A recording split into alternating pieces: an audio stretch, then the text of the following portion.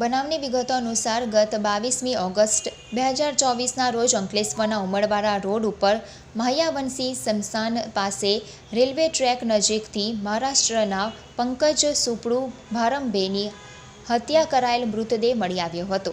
શહેર એ ડિવિઝન પોલીસે હત્યાનો ગુનો નોંધી તપાસ શરૂ કરતા આ ગુનામાં 5 આરોપીઓ પૈકી 4 આરોપીઓની ધરપકડ કરી હતી. મોબાઈલ ચોરીની શંકાએ યુવાનની હત્યામાં મુખ્ય હત્યારા સહિત 2 ઇસમોની ધરપકડ કરી હતી.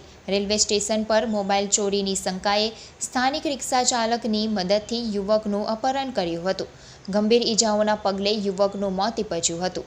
જે ગુનામાં પોલીસે અગાઉ મોહિત વિરેન્દ્ર દોહરે, સુકેન્દ્રશ્યામ સિંઘ જાટવ, લાલારામ દોહરે અને ઉદલસિંહ દોહરેને ઝડપી પાડ્યા હતા, જ્યારે રામભરોસે નાગર ફરાર હતો.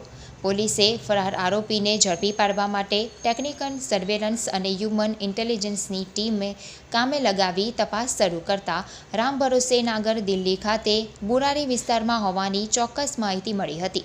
જે માહિતીના આધારે શહેર પીઆઈ પીજી ચાવડાના માર્ગદર્શન હેઠળ એક ટીમ દિલ્હી પહોંચી હતી. હત્યાના ગુનામાં સામેલ રામભરોસે મોહનલાલ નાગરની દિલ્હીના બુરારી વિસ્તારમાંથી ધરપકડ કરી વધુ તપાસ હાથ ધરી છે.